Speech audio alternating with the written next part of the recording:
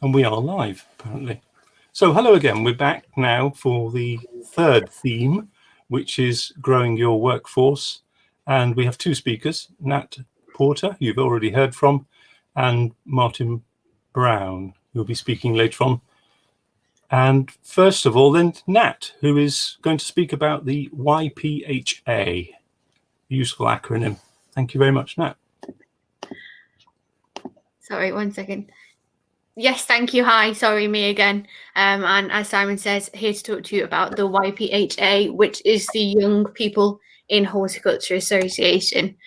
Association was set up, we think, pretty much to the day this time a year ago.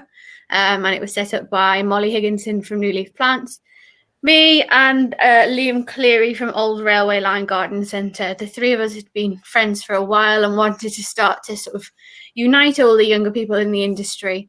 All three of us are dads or our bosses, effectively, and we kept hearing all these stories about all of this social side to the industry that they'd had when they were younger, and we didn't quite feel like that was there. So part of it was to introduce the social side back to the younger contingent of the industry, but also to unite the industry to consider how we might evolve to appear to a younger demographic than has previously been the case. And that's both in terms of our workforce and, as I spoke about earlier, about the future garden centre customer.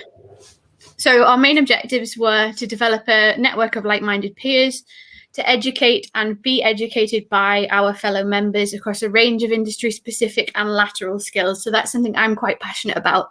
The group is young people in horticulture, not young horticulturalists, because there's those of us in the group that wouldn't know the Latin names of the plants and wouldn't know the best way to treat a certain pest or whatever it might be, but also still have a very valuable role, and possibly as valuable a role, moving the industry forward, whether it's marketing related skills, visual merchandising skills, etc.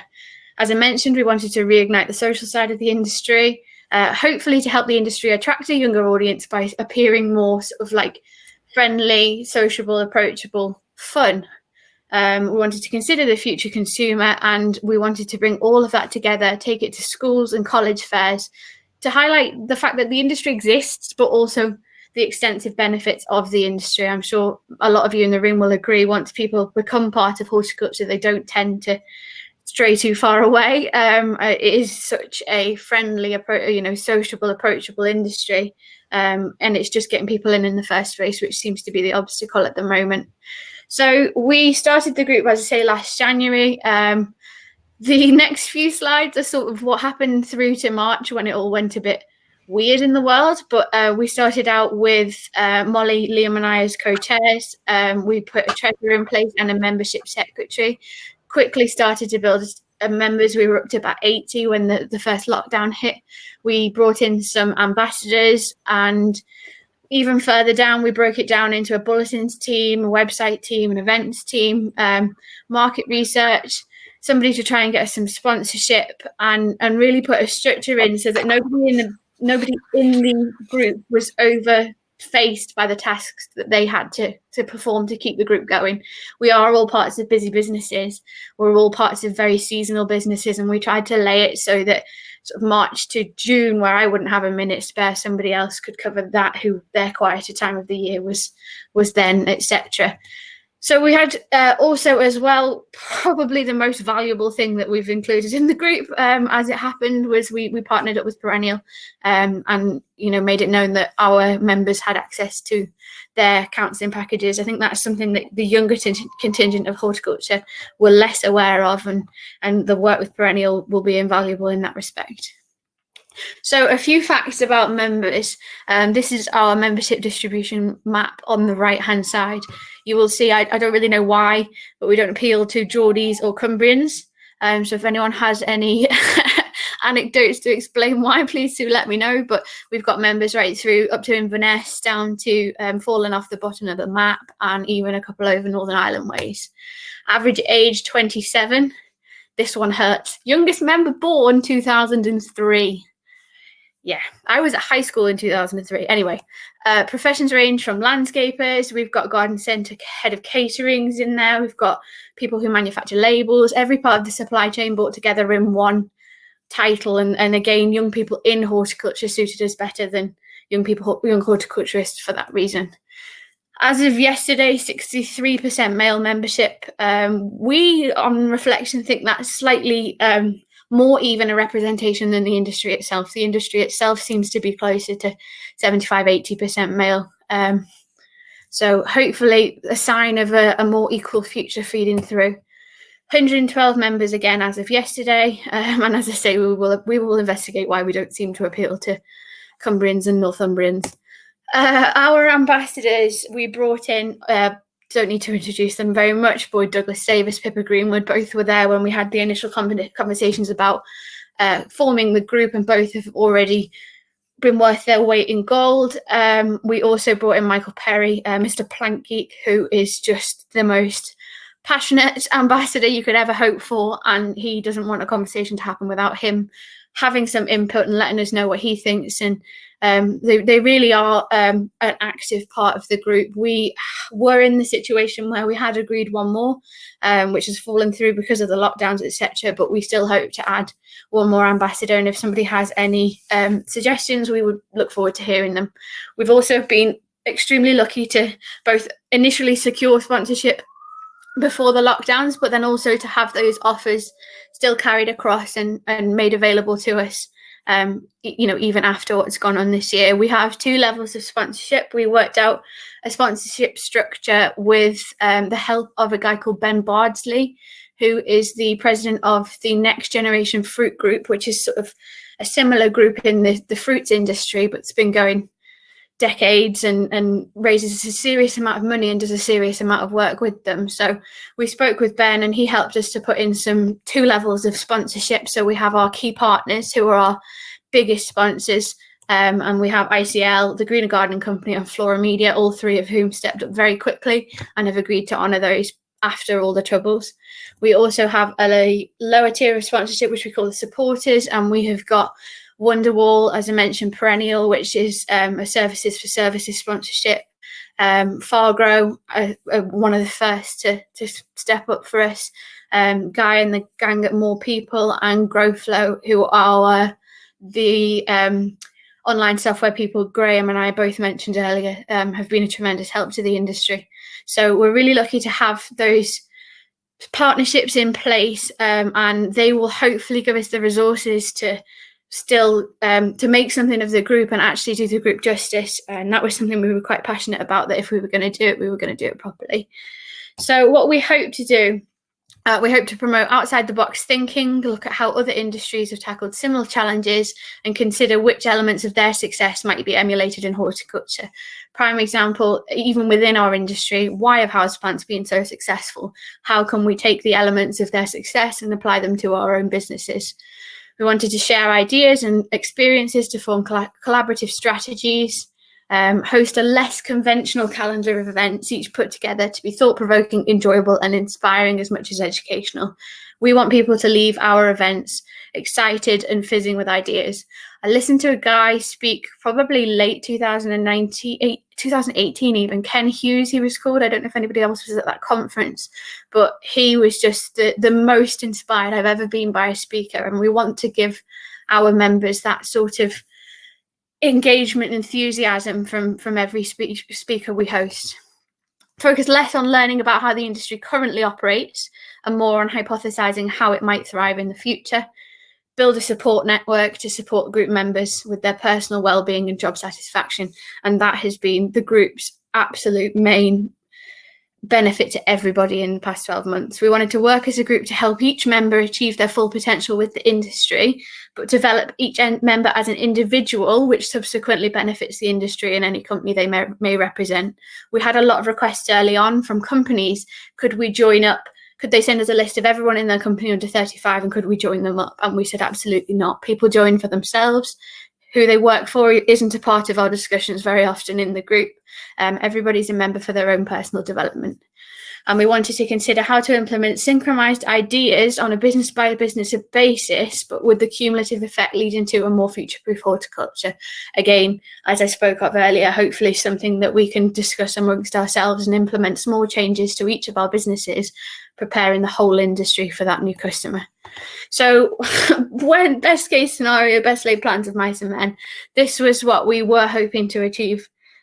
From domestic events, we wanted to go to RHS Gardens at Wisley and learn lessons from houseplants. We wanted to go to the Eden Project to look at climate change and sustainability. We had a fantastic offer from Perrywood Garden Centre, who I think are one of the best centres in terms of visual merchandising and social media. We were going to go and spend a day with their social media visual merchandising teams. And as I mentioned before, Ben Bardsley from Bardsley Fruit had offered to show us how their production technology works, you know, sort of start to get ideas and think outside the box about how our industry might develop. We also wanted to put horticulture on the map by saying, look, my job has taken me to these fantastic international places as well. So we put the sponsorships together in such a way that we could arrange one international trip for a reasonable sized group of members every second year. This is something that the Next Generation Fruit Group has prioritised, and they took a team of 50 to New Zealand last year with it just before the lockdown, and they go to all sorts of fantastic places. So the sorts of places we were putting in our pipeline dreams were Ems Flower, alpine plant hunting in the Swiss Alps, the Dubai Expo, including the Miracle Gardens, and Japan for cherry blossom season. Big dreams, but dreams that if we could achieve them and we could put on a poster, a group of us at one of those sites and show it at a careers fair, would really put horticulture on the map as a career that takes you places. The reality, we had Zoom socials, we counselled each other using WhatsApp, we had Zoom seminars, and we had Zoom planning meetings. But that's not to say that we didn't achieve a lot of what we set out to achieve in the first place. Zoom seminars, we've had some phenomenal speakers through Zoom, and we've got fortnightly speakers lined up to see us through to the end of March. They include our ambassadors. We've also got some offers from the likes of Jane Lawler. We've got Lee Connolly, who's the Skinny Jean gardener, who does a lot of work on schools gardening and does the schools gardening campaign with M&S, lined up to speak in a few weeks. And the offers have really been there, and people have really stepped up to help out the younger contingent, which is really encouraging. But also, because of the group, 3 members found the confidence to apply for intimidating new jobs because of YPHA. 2 members had their first articles published in national magazines because of YPHA. Facilitated friendships that have turned into business partnerships. We had our top gardening tips. A few of us made short clips, and they were featured on Mr. Plant Geek's socials to tens of thousands of people.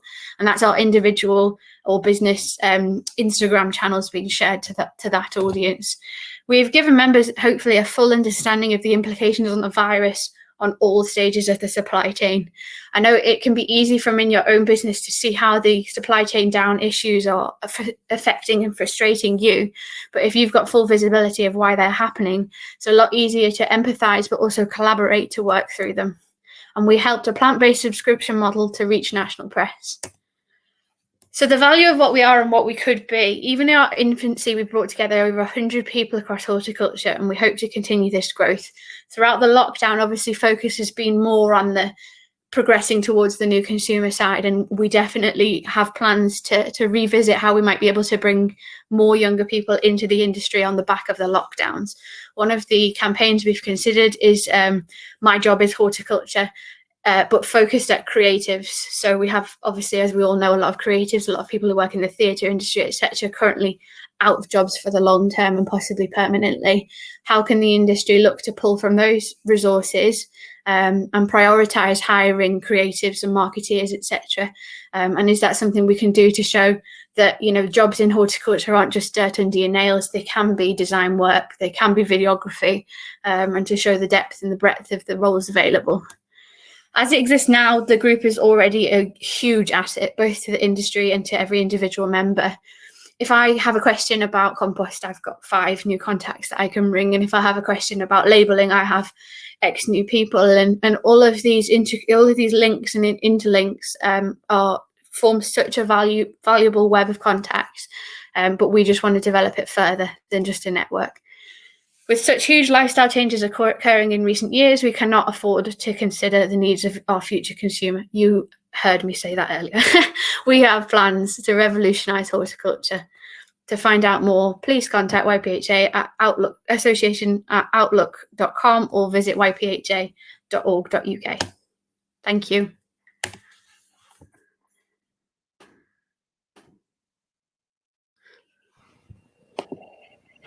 Thank you very much. That's very, very informative, and I'm interested in what you're saying about looking forward to the a new structure for horticulture and hypothesizing what that might be. That's I think very important, because we all tend to think as old people of how it was, 30, 40 years ago, and how it's not really changed very much.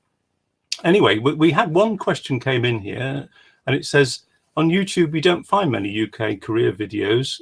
Could the industry do more to create some? And are you, as you've got such a access to modern media, whether you're working on that with Absolutely, definitely. Farming and agriculture did a really good one last year, and we were watching that as that happened. But we have in the group some very skilled videographers, and we are around the lockdown restrictions trying to put a planning session together to do exactly that, a careers video. Good, thank you. I think we might just move on to Martin for a few words, if he's ready. You are. Hello, Martin. Yeah. Are we live? No, but we're in fact live, yes. And I'm just going to say that you are a very experienced horticultural manager, many years, and since 2009 you've had your own business in recruitment, working particularly in the horticulture sector. So you're going to speak to us about recruiting and retaining talent, and I hand the floor to you. Thank you. And indeed. Thank you very much. Can you see that? Is that visible? That's all good, yeah. Good, excellent. I'd like to just talk you through just a sort of viewpoint from a recruitment perspective and a people perspective on what's happened over the last 12 months, particularly with people losing jobs, but also to have a little look further forward and just sort of look into the future. So a little bit more thought-provoking, really. So if I start, if we look at 2020, I think it's probably fair to say it was nothing like we've ever seen before. We had 2 national lockdowns. I think a new word came into everybody's vocabulary, furlough. Overseas seasonal labour plummeted, flights were stopped, and labour became acute. And as many people out there will remember, non-essential retail was shut down completely. But as always, necessity is a mother invention, and I think the British horticulture sector responded and has survived. If we look at a sort of a UK perspective, unemployment is rising and is estimated to be 5% of the workforce by March of this year. I think it needs to be put into context, though. I mean, we're getting up to 5%. We were at 8.5, 9 back in 2011-12. So it's troublesome. It's worrying, but it's not at the same level we've seen in the past. But I mean, what will this mean for non-horticulture labour? I think that, as you can see from that, the forecast is that unemployment rises and then starts to fall down again. So, so in the short term, there will be more available labour, certainly in 2021 season. But as we all know, the oldies are getting jabbed by the minute.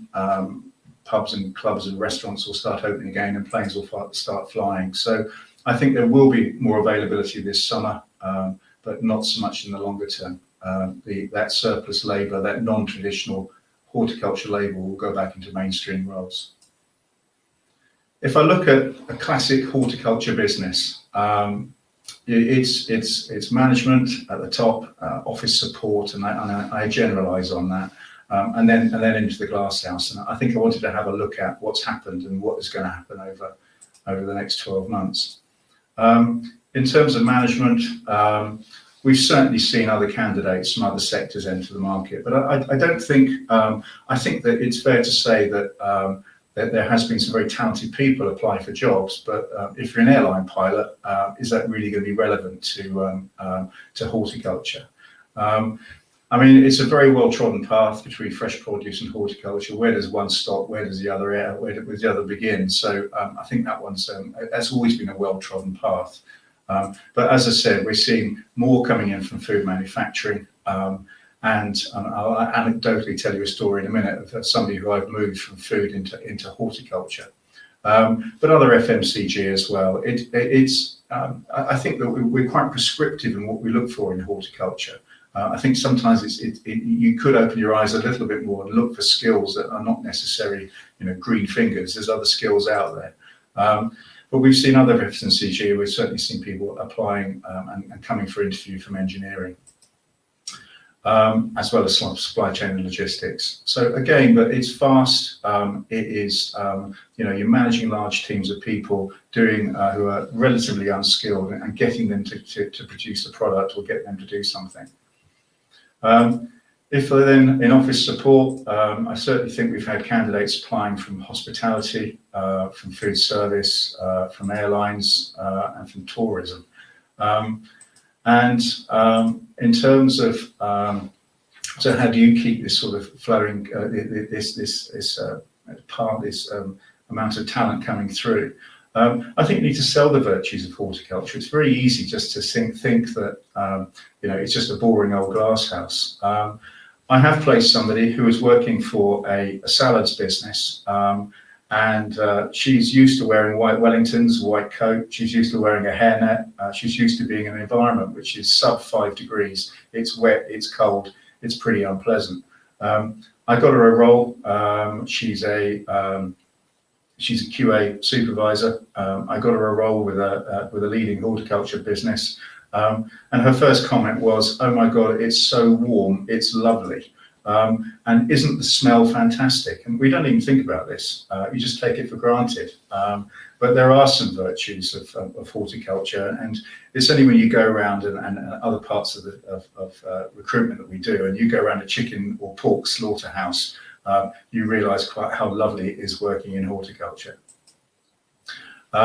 I think it's probably fair to say that many of you do this, but horticulture, it's bonkers between February starts ramping up all the way through to June, middle of June. But by the end of June, it's got pretty quiet, and therefore, why can't you offer flexi working? Why can't you have it so that people bank hours in the spring and then they can have some of the summer off? It's a really good selling point, and to be honest, it doesn't cost you an awful lot, if anything at all.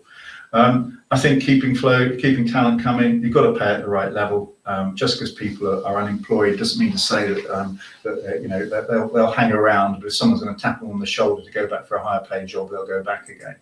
I think this is into basics really, but keep everybody informed. I think that in any business, even in my small business, people like to know where they are. They like to know how the business is going. They like to know the good bits and the bad bits, but keep them in the place. And then that keeps them motivated as well. I know these are simple things, and I'm sure everybody does it out there, but keeping a well-informed and motivated workforce means that you'll keep them longer. It is pretty simple. So here we go, down to the Glasshouse teams. Pick for Britain, website we created, 30,000 people applied, Indigenous Brits. I think it's difficult to estimate how many of those actually got through and started work. Estimates vary between 2,500 and 8,000. What is for sure is that of those, very, very few made it beyond 6 weeks. I think 20% is the very top of what we're actually talking about. And if you look at an AHDB survey, the UK edible growers were a little bit more damning, I think. Nearly 2/3 reported employing more local labour, but of that, over 2/3 recommended, highlighted that it turned over far more than what they were used to. 90% of them said they weren't as good. And more worryingly still, 72% said it actually affected their profitability. So it wasn't a great, it was a nice idea. Everybody was furloughed, go and pick for Britain. But, you know, in many roles, and I will pick on outdoor agriculture, outdoor horticulture, edible horticulture here. It is backbreaking work, it's hard work, and it takes a certain individual to do it. So, if we had to sort of look at this year and beyond, the soil scheme, I mean, they announced just before Christmas that there's 30,000 workers can come over, but this is edible, not ornamental. But it still will take some of the pressure off, albeit the edible horticulture requirement is June, July when the harvest is coming through. Soft fruit, brassicas, salad is in full flow, but I mean, ornamental demand comes through earlier, but it's a start. I was only reading this morning in the Fresh Produce Journal that they're saying that they really ought to have 70,000 rather than 30,000. And there's 2 labour providers, and there's going to be 4, but the 4 won't be authorised until the end of March. It does have a bit of a pickle at the moment. So the question is, could it be tried again, the local labour? Could you be pulling people off who haven't gone back to work or have been made redundant into those roles? It's a question. So let's look forward. I think that certainly for glasshouse labour, Bulgaria and Romania will come back on stream again, and certainly I'm sure you guys out there have got people arriving or plan to arrive in the next month or so. But also, I think that rather than just looking at it just for this year, next year, or the next couple of years, what about over the next 10 years? What will fundamentally change? I think we've all heard it, automation, artificial intelligence, robotics. It's all there. We're all hearing it. But what could that future ornamental glasshouse look like? Manual work currently done by manual workers. I think we're starting to see cultivating robotics. Some of the machinery I've seen has moved on rapidly in really quite a short period of time. And there's a lot of planting machinery that's taking labour out of the glasshouse. Spacing robotics, starting to see this, it's coming more. I think then on to harvesting robotics. I actually, and if I look at harvesting and I look at the final part of dispatch robotics, I was lucky enough to, pre-lockdown last year, go around one of our clients, which is a herb grower. And this herb grower literally grows, has robotics at the front end, it plants, it puts seeds into the pot.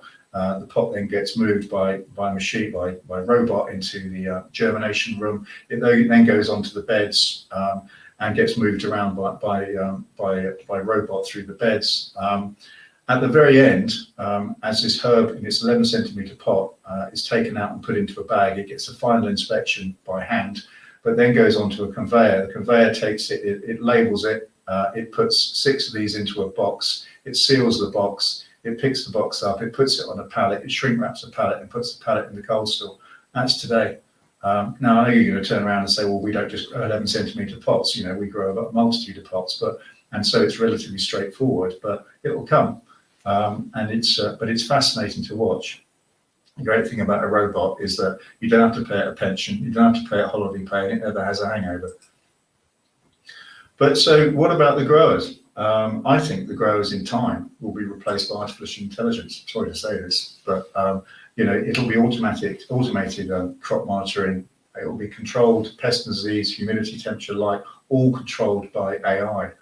Looking around, sensors around the glasshouse, sensors inside the plant pots, absolutely everything will be controlled. And the skill will be taken out of it. And there is, if you talk to any printer from 30 years ago, printing was a highly skilled job.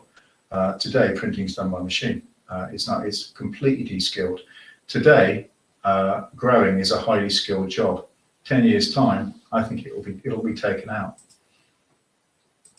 So the question is, how quickly? I love this because I in preparation for this presentation, I did have a chat with a few people. I had a chat with Jack Ward at the British Growers, he was rather cynical. He did say that 5 years ago robotics was 5 years away. Today we're still told it's 5 years away. I agree, albeit I think that's being a little bit disingenuous, because we are starting to see an awful lot of stuff coming out of the universities. And now, I mean, Harper Adams have done 2 years now of growing a hectare of barley without any human involvement whatsoever.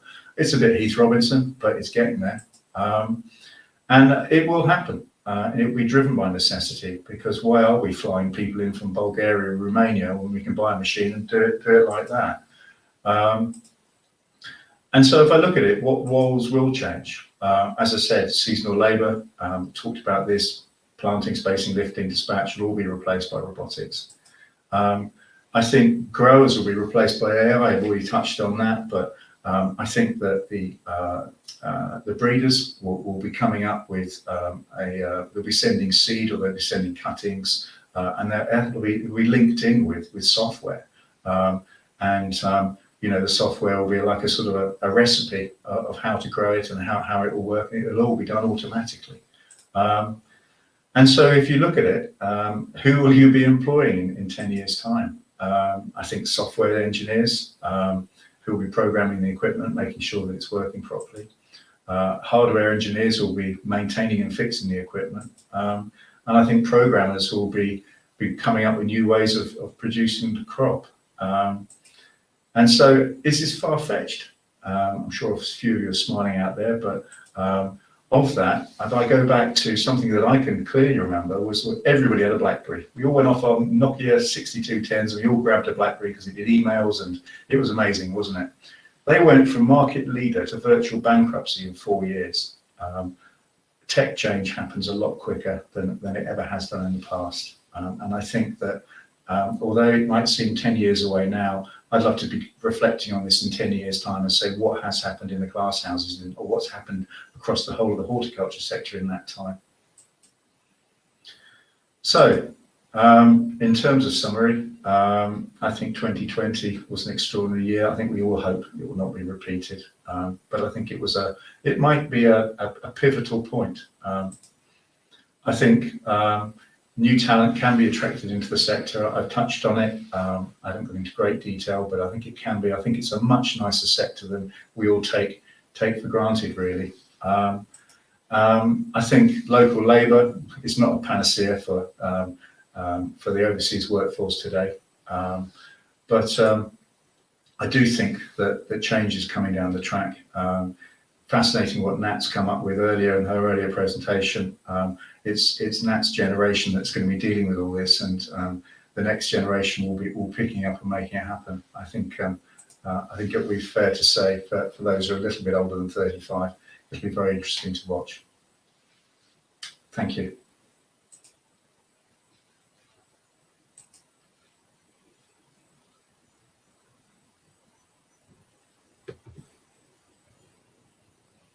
Thank you very much for that analysis of the way that horticulture careers are going at the moment. And I think we have got time just for one quick question, and that is,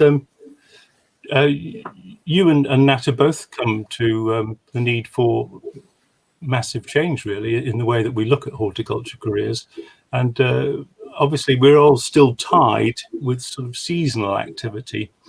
And a questioner asks here, seasonal contracts seem to be the norm, but how can we encourage young people in the seasonal industry?